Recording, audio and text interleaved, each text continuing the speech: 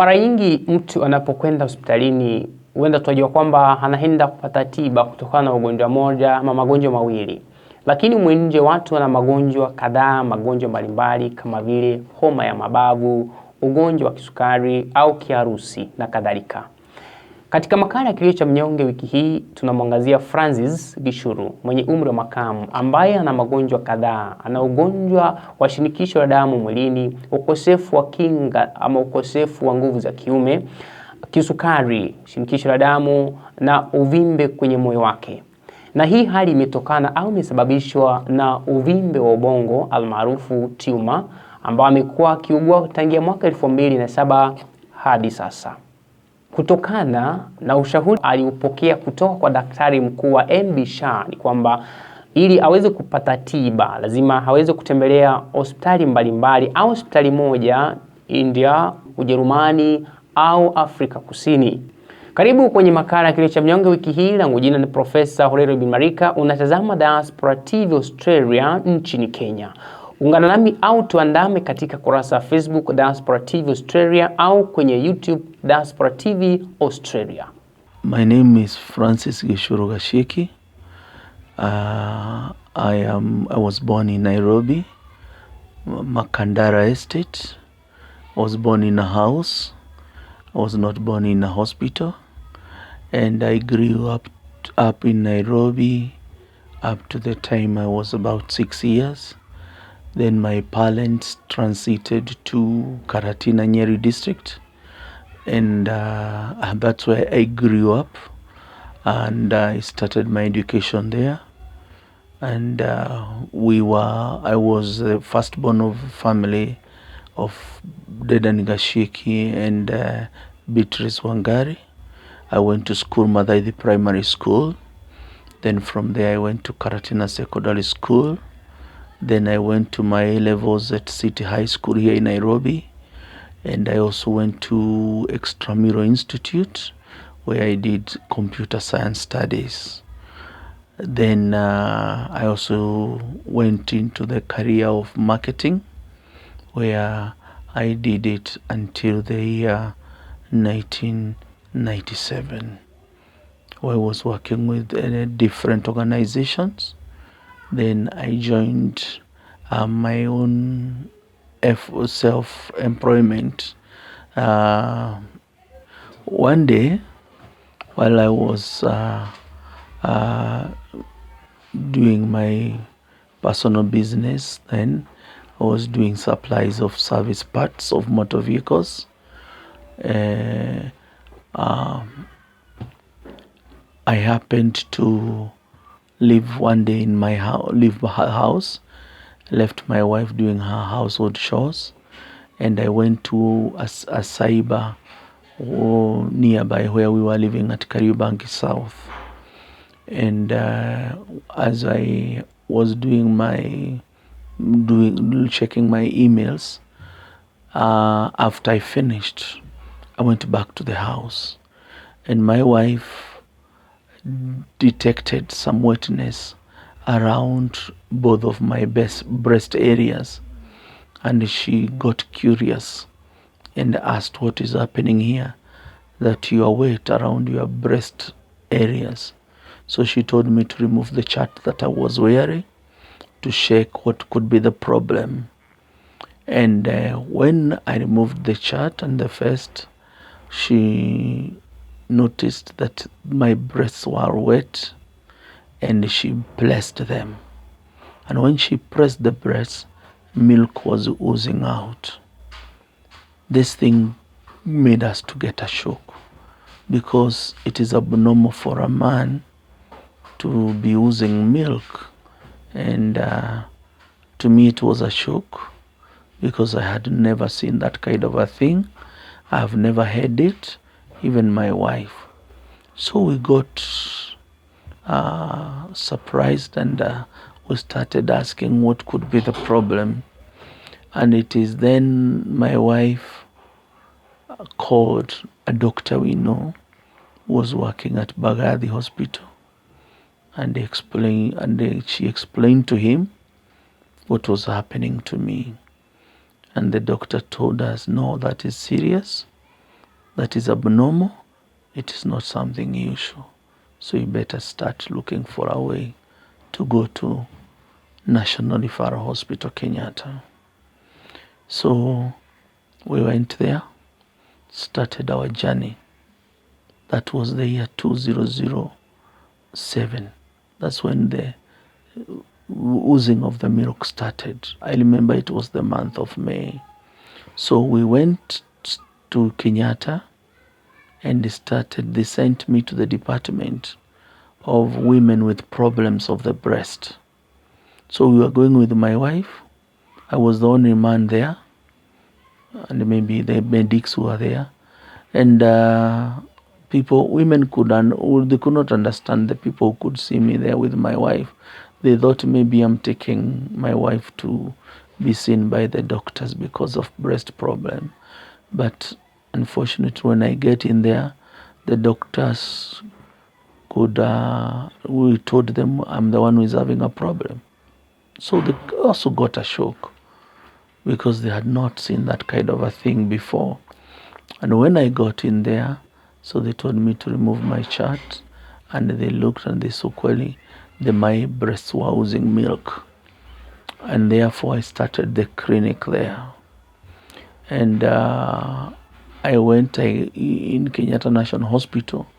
Today you get a different doctor. After they give you a clinic, after 2 weeks you get a different doctor. So there was no systematic way of being checked by one doctor who could pursue your problem and say this is the problem.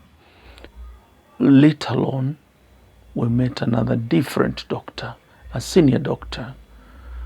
That is the one who now decided to ask for different tests from the ones that were done. And this senior doctor told me I go out and come after 1 week, even with an MRI for the CT scan for the brain. And I came back after a week.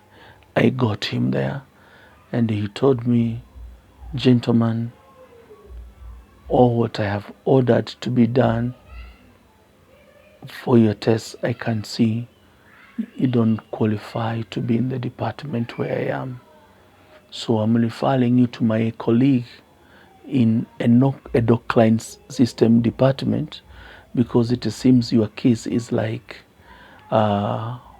is to do with hormones."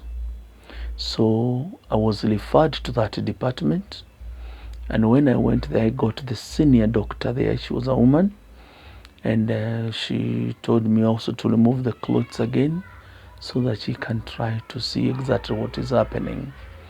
She placed my breasts, and she told me, "Okay, come." Then we went to her office. She wrote me medication. Remember, all that time the milk is still oozing out. And she told me, "No, go do some tests." I did them. So she said, "No, even me, I don't see the reason why you should come to my department." So she told me, "Go back to where you came from." So I went back to that department. So remember, they have not given me any medication to stop the milk to come out of my breasts. So I went back to the professor. When he saw me, he told me, "Gentleman, I told you, you are not supposed to be in my department. You're supposed to be in the department of endocrine." Now that one discouraged me so much, because all this time milk is oozing out. I do not know now where to go. Here I'm told to go away. The other department I'm told to go back. Now that up and down kind of scenario was not good for me. And I got so discouraged. I'm oozing milk, I'm having headaches, and I had explained to them. One of the things that I was having often is the headaches at night. And I could not sleep. Milk is oozing from my breast even up to today. And I can show you even today it is very bad, because the milk is still oozing out in a very bad way. You can see even my breasts are too big. like of a woman, and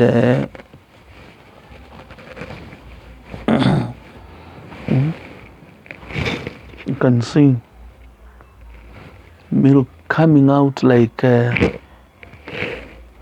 so this is something I handle every day. I'm always discharging milk, morning, evening. I have to do it because the problem is still there even today, and I could not get how to be helped in Kenyatta. Some of them, they didn't know what it was. Surprisingly, one of them told me to go and seek witch doctors to help me, something that was very, very, very discouraging. So I told my wife I'm not going to the hospital again. If I go, I go. That was 2009 November. And it is when I came back home, and one day I was listening my my small radio on a family radio, and I had a doctor speaking on that channel, and that doctor was explaining a condition maybe similar to mine, and I called the radio station, and they gave me the number of that doctor, and I called her, and she told me to go and see her at her clinic in MP Shah. So when I went there, I told her I have been going to Kenyatta. She got surprised because she was the leading doctor in the department of endocrine. And she told me, I never saw you there. So she told me, don't worry, Mzee, I'll treat you. And she ordered several tests. And when the tests were done, that's when she told me I'm suffering from a disease called prolactinoma, caused by a pituitary adenoma, or a tumor in the brain that was causing me to have high prolactin levels, enlarged breast like a woman breastfeeding, and the high headaches I was having, the fatigue. She told me even about low immunity, and she advised me that now I have to look for a way to go out of the country so that I can go treated there, so they can do surgery through the nose, either in India, Germany, Israel, or South Africa. And because I didn't have money, all the money we had with my wife went down because of seeking for treatment for this condition. We have not been able to get finances to get this disease treated, because we used all what we had. And now, even today, I'm still seeking for help, how I can get helped from maybe well-wishers, people of goodwill, so that I can be treated. Today, I am diabetic. I suffer from high blood pressure. I have an enlarged heart because of the same condition. It had caused me nearly blindness, but thank God because of the intervention of doctors, I was operated in both of my eyes. I can see. You can see the way I am obese because of the same condition. This makes me to be sluggish in the way I do my things because of the obesity. My bones are weak, so I do not lift anything heavy. And it has affected one of my ears hearing clearly because of the tumor in the brain. the way they saw it, they said it was like it was affecting the hearing nerves on my left hand side. So that pituitary gland in the brain, they said it can be removed through the nose or through the roof of the mouth. And also it has made me not to have libido. Now it is serious because you have a wife and you don't have libido. So it is only an understanding wife who can stick with you. Besides that, physical effects of the disease, it has also affected our even social life.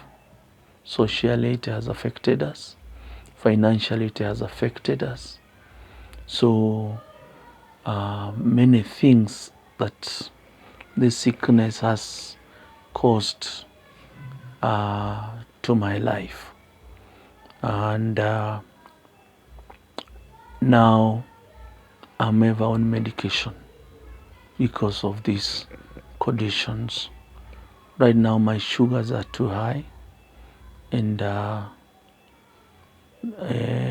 it is really causing a lot of worry because it is not going down, because this disease affects also the hormones. Due to all this, we are asking well wishers to assist me so that I can get finances to go and get the tumor removed in overseas country. Specifically, my doctor referred India, Germany, Israel, or South Africa. And we have been asking well wishers, and even now I'm appealing to well wishers to assist us so that we can get finances to go to India for the surgery. And also they will take care of the heart as well, and also deal with other issues that has been caused by this condition. High blood pressure is also too high for me. I'm always on medication. Even the sugars, frequent pains. I have low immunity, and the worst is the condition of oozing milk from my breast. As a man, it is very, very painful because I have never seen a man oozing milk from his breasts. So I ask people of goodwill to stand with me in this matter. So it is tough for me. My name's Mercy Modhoni Gichuru. I'm the wife to Francis Gichuru. We got married like 21 years ago, and we have one son. And due to his condition, we wanted to have more children, but due to his condition, we were not able to have more children. But we didn't know of his condition until like 7 years down the line, when he developed the condition he has just explained about his breast oozing milk. But previously to that, we had detected that his libido had gone down. He didn't have a drive to anything to do with libido, but we didn't know that it was a medical condition that was causing his libido to go down. So after we detected the milk oozing from the breasts, we went to hospital, which was a very frustrating journey because we didn't get anybody to explain to us what he was suffering. And as a woman, I was going through very hard and tough times because I had to take care of him. One time he's having these headaches, another time he's suffering from this. As a man, he was so discouraged, he couldn't understand himself. One issue of a man oozing milk from the breast, we had not heard of somebody who had a similar condition. We didn't even get a doctor, a friend, anybody to explain to us what was happening. So it was a tough, a lonely, and frustrating journey until that time when Dr. Acharya told us that he was suffering from a condition called prolactinoma. It was this doctor who also helped us to understand the conditions that underline or other ailments that come after or come with this condition. So when Dr. Acharya explained to us all these things, we got a bit of relief. And then when he told us it was curable, but only with surgery, I thought we had gotten it. But little did I know we needed so much money to have the tumor removed, because it could not be done in our nation of Kenya. So he recommended the surgery could be done outside of Kenya, and that is when we got stuck, because our both businesses had gone down. We did not have finances. This time he's living on many medication. He had developed other issues like blood pressure, sugar, low calcium levels, and low immunity. So in everything he needed to use medications, and we didn't have the finances. Even today, to purchase the medicines that he uses, we normally depend on well-wishers, because every day he has to take several medicines. His diet has to be a special diet, and as a wife, I have to cook these special diets every time, looking for these vegetables that he needs, everything that will help control the sugars, the blood pressure, and to give him strength if it is in the bones and everything. So we have to depend on well-wishers. Then Dr. Acharya called us and told us, you need to look for funds, take Gichuru to India or Israel or South Africa, have the tumor removed, and you'll go back to your normal life. I've just been longing to have this tumor removed. I don't know what joy I will gather when I have this tumor removed. Every time I pray and ask God to give me finances, or to touch people to give us finances, that we may have this tumor removed, because all I know today is that when this tumor will be removed, life will go back to normal. Right now, his sugars are very, very high. In fact, the doctors are so worried because of the situation in the nation of corona. The sugars are very high. Everywhere he has been isolated in the house. He can't go out to socialize with people. He can't do anything outside the house. We don't even entertain visitors. So he's locked down in the house. And the sugars are so high. The doctors told us we have to look for finances to have the tumor removed and have him go back to his normal life. But because of financial stress, we are stuck. Now this day I'm asking any person of goodwill to help us with finances, to help us have this condition removed. Maybe you are there, you know of a doctor who can help us have this tumor removed, or take care of one of his conditions which have come because of this condition.